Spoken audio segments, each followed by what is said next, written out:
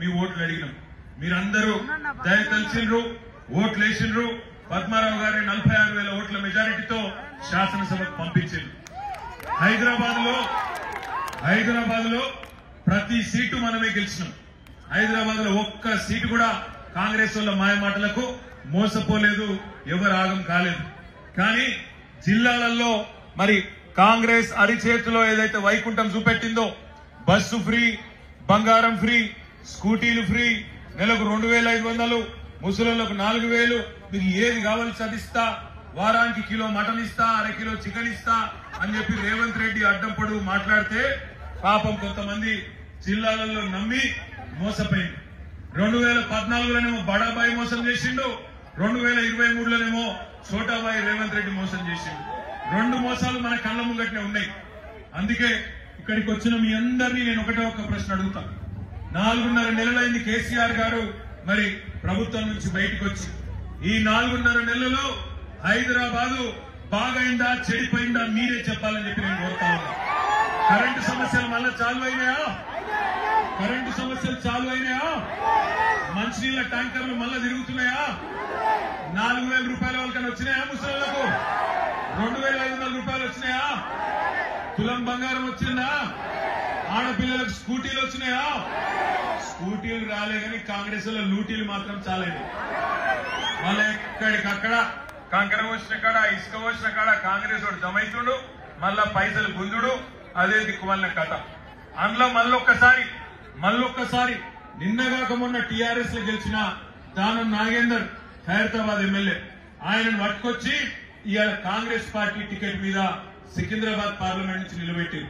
ఇక్కడికి వచ్చిన మీ అందరు నేను ఒకటే అడుగుతున్నా, 4 నెలల కింద గెలిచిన కండువా మార్చి కాంగ్రెస్ కండువా కప్పుకున్నాడు. దబ్బన మీరు ఓటేస్తే రేపు మళ్ళా పోయి బీజేపీ కండువా కప్పుకోవడానికి గ్యారంటీ ఏమన్నా ఉన్నదా? ఈ మోకఫరస్ అవకాశవాద నాయకులకు, విశ్వాసఘాతకులకు, ఒక విజయుడికి కేసీఆర్ గారికి 24 ఏళ్లుగా ఒక తమ్ముడులాగా కష్టంలో సుఖంలో అండగా ఉన్న పద్మారావు గారికి మధ్య జరుగుతున్న పోటీ. రాజకీయం అన్నాక, జీవితం అన్నాక ఎత్తులుంటాయి, పల్లాలుంటాయి. కొన్ని ఎదురు దెబ్బలు తగులుతాయి, కొన్నిసార్లు మంచి జరుగుతుంది, కొన్నిసార్లు గెలుస్తాం, కొన్నిసార్లు ఓడిపోతాం. కానీ గెలిస్తే కేసీఆర్ మంచోడు, ఓడిపోతే మాత్రం నేను జారుకుంటా మెల్లగా పక్కపోతా అంటోడు లీడర్ ఎట్లయితాడు? ఇలా దానం నాగేందర్ అంటే ఆయన ఓడిపోయి ఇంట్లో కూర్చొని ఉంటే కేసీఆర్ గారు తీసుకొచ్చి ఆయనకు పదవిచ్చి, ఎమ్మెల్యే పదవిచ్చి గెలిపించాడు. ఇవాళ అట్లాంటిది కాంగ్రెస్ అధికారంలోకి రాగానే అధికార లాలస కోసం, పైరవుల కోసం, సెటిల్మెంట్ల కోసం, భూముల కోసం రేవంత్ రెడ్డి కాడిపోయింది. నేను మీ అందరినీ ప్రార్థించేది ఒకటే ఓటుతోని బడాబాయికి, చోటాబాయికి ఇద్దరికి బుద్ధి చెప్పే అవకాశం వచ్చింది. బడాబాయి 2014లో పెద్ద ఫేకులు ఫేకిండు. భాయియో బహనో మిత్రో, జన్ ధన్ ఖాతా ఖోలో, మే ధన్ 15 लाख డాల్ దేతో అన్నాడు. అప్పుడు ఆయన తప్పించిండు. ఇప్పుడు ఈయనేమో బంగారము, బస్సు, మన్ను, మశానం అన్ని చెప్పి ఈయన ఓట్లు వేయించుకున్నాడు. అందుకే అంటున్నా, రేపటి రోజున మా చిచ్చా పద్మారావు గారిని మీరు ఒక్క ఓటుతో మీరు 2 పార్టీలకు బుద్ధి చెప్పి, బడాబాయికి, చోటాబాయికి ఇద్దరికి బుద్ధి చెప్పి, లష్కర్ ఎంపీ సికింద్రాబాద్ బిడ్డ ఈసారి కావాలి. సికింద్రాబాద్ నుంచి ఎమ్మెల్యేగా ఉన్న పద్మారావు గారు రేపు పార్లమెంట్ కి పోవాలి, పార్లమెంట్ లో మన ఆవాజ్ వినిపించాలి. కొందరు అడుగుతుర్రు ఇది కాంగ్రెస్, బీజేపీ 2 జాతీయ పార్టీలు, మీరెందుకు ఉండాలి ఢిల్లీలో అని అడుగుతున్నారు. వాళ్ళకి చెప్పుండ్రి, 2001లో కేసీఆర్ పార్టీ పెట్టినప్పుడు ఏప్రిల్ 27 నాడు ఆ రోజు కేసీఆర్ గారు ఒక మాట అన్నారు, మేము ప్రజల ఓట్లతో, ప్రజల దీవెనలతో, ప్రజలిచ్చే సీట్లతోనే తెలంగాణ సాధిస్తామన్నారు. అంటే ఆ రోజు రాజశేఖర్ రెడ్డి గారు, చంద్రబాబు నాయుడు గారు ఇద్దరు కూడా ఒక మాట అన్నారు. దబ్బన 17కు 17 పార్లమెంట్ సీట్లు కూడా తెలంగాణలో కేసీఆర్ గెలిచినా ఎట్లొస్తుంది తెలంగాణ? అక్కడ 272 సీట్లు కావాలి, సింపుల్ మెజారిటీ కావాలి అని మాట్లాడింది. కానీ 5 పార్లమెంట్ సభ్యులతో కేసీఆర్ ఢిల్లీ వేయిండు, 32 పార్టీలను ఒప్పించిండు. ఆఖరికి అసాధ్యం అనుకున్న తెలంగాణ కాంగ్రెస్ మెడలు వంచి మీ దయతో, మీ ఆశీర్వాదంతో సాధించిన విషయం గుర్తు చేయండి. రేపు కూడా ఎవరైతే హైదరాబాద్ ప్రజలు బాధలో ఉన్నారో, మా కేసీఆర్ లేడు, మా ప్రభుత్వం పోయింది, మేము హైదరాబాద్ మొత్తం కారు గుర్తుకే ఓటేసినా దురదృష్టవశాత్తు కాంగ్రెస్ ప్రభుత్వం ఉన్నది అనే బాధ హైదరాబాద్ లో ఉన్న ప్రజలు ఎవరెవరైతున్నారో మా సోదరులు సోదరిమణులు మీ అందరికి ఒకటే విజ్ఞప్తి చేస్తా ఉన్నా.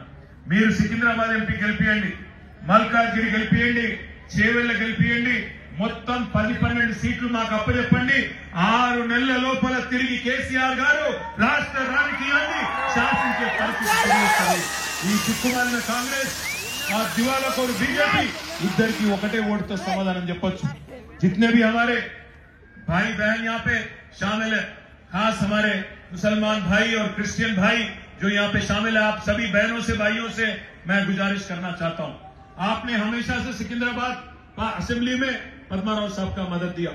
एक सेक्युलर लीडर, हर किसी को इज्जत से पेश आने वाले लीडर, कभी भी मजहब के नाम पे सियासत नहीं करने वाले लीडर है हमारे पज्जन्ना जैसे लीडर को आज केसीआर साहब ने मौका दिया पार्लियामेंट जाने का. लश्कर की आवाज पार्लियामेंट में गूंजनी चाहिए. मैं भाइयों से बहनों से एक रिक्वेस्ट करता हूं, आप तमाम भाइयों से बहनों से एक रिक्वेस्ट करता हूं, बहुत कोशिशें की जा रही है. आज हमारी बहन को भी, केसीआर साहब की बच्ची को भी ले जाके जेल में बिठा दिया नरेंद्र मोदी जी ने, क्योंकि हम मान नहीं रहे थे उनकी बात. इससे ज्यादा क्या सबूत चाहिए कि हम सेक्युलर है और कभी भी इनके दबाव में नहीं आएंगे. भाइयों, मैं इतना ही कहना चाहता हूं, 2014 में अगर किसी ने रोका मोदी को पूरे हिंदुस्तान में और तेलंगाना में, वो थे केसीआर. 18 में भी फिर एक बार मोदी की लहर को तेलंगाना में रोकने वाले थे केसीआर. और 23 में अभी हाल ही में जो इलेक्शन हुआ, इसमें बीजेपी के जितने बड़े बड़े लीडर हैं, बंडी संजय, धर्मपुरी अरविंद, ईटेला राजेंद्र, रघुनंदन राव, इन सबको हराया बीआरएस ने, ये गुलाबी कंडवा ने. कांग्रेस में वो दम नहीं है, बीजेपी से टक्कर लेने की दम कांग्रेस में नहीं है. आपका वोट, आपका कीमती वोट आप बेकार में उसको अगर कांग्रेस को देंगे, नुकसान होगा हमारा और फायदा होगा बीजेपी का. मैं एक ही चीज पूछना चाहता हूं, यहाँ के जो आज पार्लियामेंट मेंबर हैं, ఇక్కడ నుంచున్న ఎంపీ కేంద్ర మంత్రి అయిండు కిషన్ రెడ్డి అన్న. 5 ఏళ్ళ కిషన్ రెడ్డి అన్న, ఎవరన్నా ఆయన ముఖం చూసిండ్రా ఎప్పుడన్నా? టీవీలలో చూసుడు కాదు, ఎప్పుడన్నా నిజంగా వచ్చిండా సికింద్రాబాద్ కు? 5 రూపాయలు తెచ్చిండా హైదరాబాద్ కు? మనకు వరదలు వచ్చినాయి మూసీలా, 5 పైసలు సాయం చేసిండా? మెట్రో కట్టుకుంటున్నాం 5 రూపాయలు ఇయ్యన్నా అంటే 5 రూపాయలు సాయం చేయలే. ఒక్క విద్యా సంస్థ చేయలే. కరోనా వచ్చినప్పుడు పత్తా లేడు, ఆఖరికి వచ్చిండు మెల్లగా. వచ్చి ఏం చేసిండు? కురుకురేలు మాత్రం పంచిండు, కురుకురే పొట్లాలు పంచిండు. దయచేసి నేను అడిగేది ఒకటే, కేంద్ర మంత్రిగా ఉండి ఒక్క విద్యా సంస్థ దేని వాడు, ఒక్క పరిశ్రమ దేని వాడు ఇవాళ వచ్చి మేము గుడి కట్టినాం కాబట్టి మాకు ఓటేయండి అంటున్నారు. గుడి కట్టడమే ఓటేయడానికి కారణమైతే, ప్రాతిపదిక అయితే, మీకంటే ముందే 4 ఏళ్ల ముందు కేసీఆర్ కట్టలేదా? యాదాద్రిలో అద్భుతమైన గుడి కట్టలేదా? నవీన కళాకారులతో, ప్రాచీన శిల్ప సంపదతో అపురూపమైన గుడి కేసీఆర్ కట్టలేదా? కానీ ఆ గుడిని అడ్డం పెట్టుకుని రాజకీయం చేసినామా?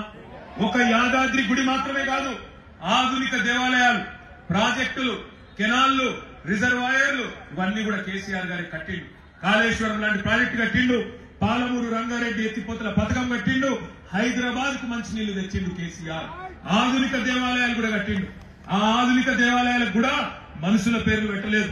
ఎవరి పేర్లు పెట్టిండు? దేవుళ్ల పేర్లు పెట్టిండు.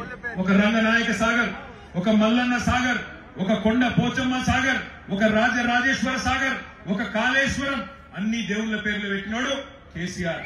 మరి గుళ్ల పేరు మీద, దేవుళ్ల పేరు మీద రాజకీయం చేసిన వాళ్ళు ఒక్క మంచి పని చేసిన పని చెప్పు. గుడి పేరు మీద ఓటేయాలంటే అంతకంటే గొప్ప గుడి కట్టింది కేసీఆర్. మతం పేరు మీద ఓటేయాలంటే నేను